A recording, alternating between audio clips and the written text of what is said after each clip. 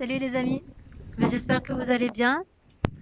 Je vous remercie de vos retours aussi pour ma première vidéo. C'était pas évident, j'étais très intimidée, donc j'ai beaucoup contrôlé.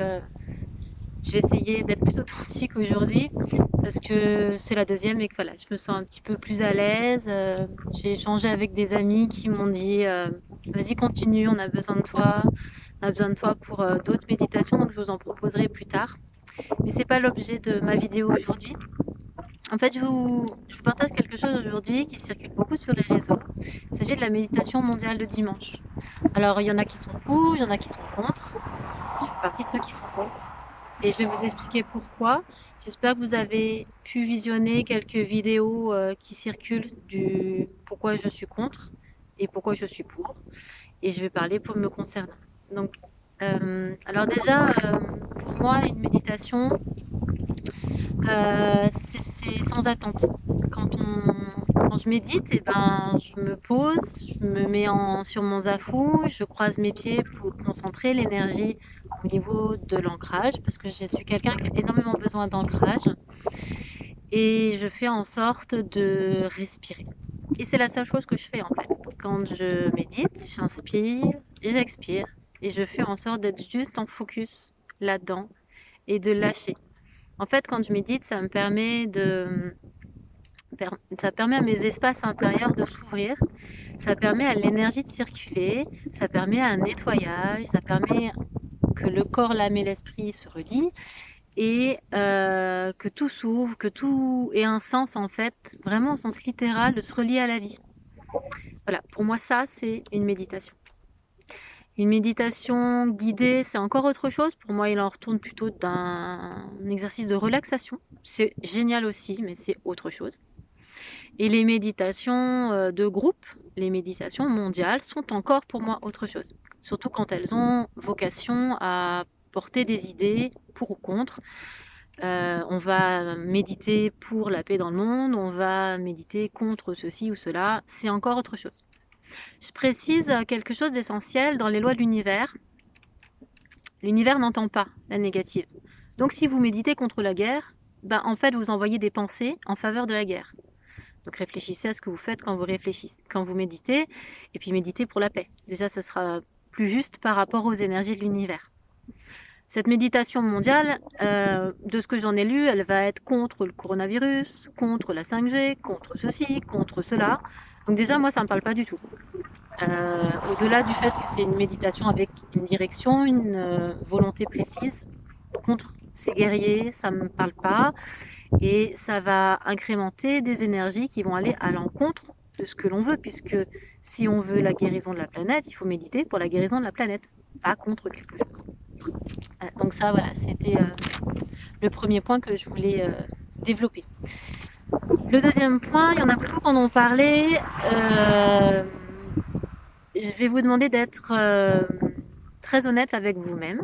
Je vais vous demander de vous relier à votre intelligence et de réfléchir. Quand vous partagez quelque chose sur Facebook, quand vous recevez quelque chose de Facebook, est-ce que vous avez l'impression que c'est possible de vous caler sur une méditation mondiale à une heure fixe avec je ne sais combien de millions de personnes? Moi non.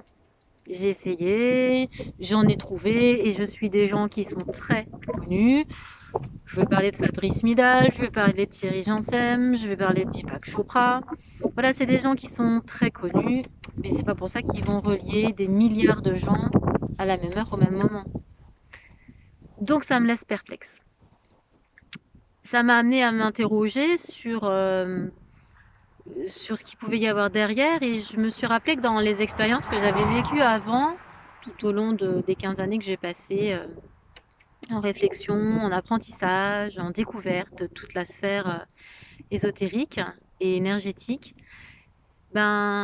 souvent quand on nous propose quelque chose de merveilleux, c'est pas si merveilleux que ça derrière. La face cachée est souvent de la manipulation.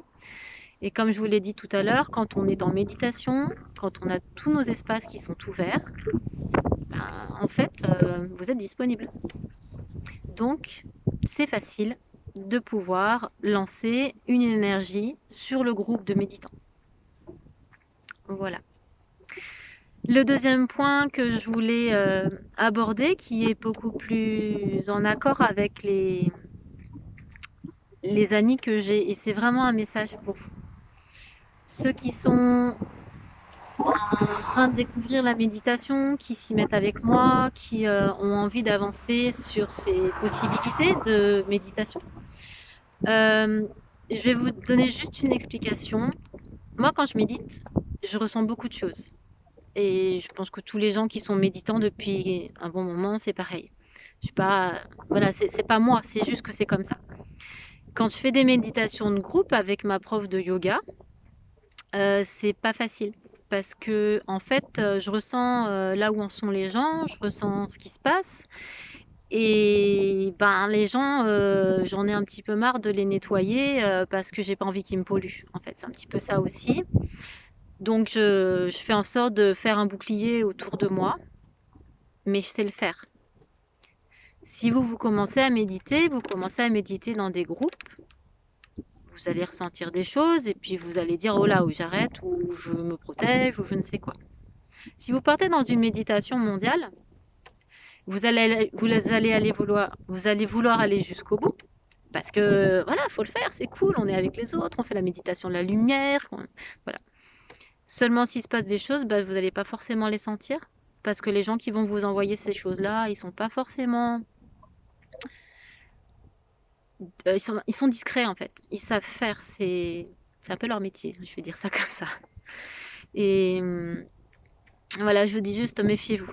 Méfiez-vous de ça et soyez plutôt en accord avec vous-même. Continuez à méditer pour vous, continuez à méditer avec vos proches, continuez à méditer avec vos amis. Voilà, c'est ce qui me paraît le mieux. Hein, voilà, je vous embrasse. Bye bye.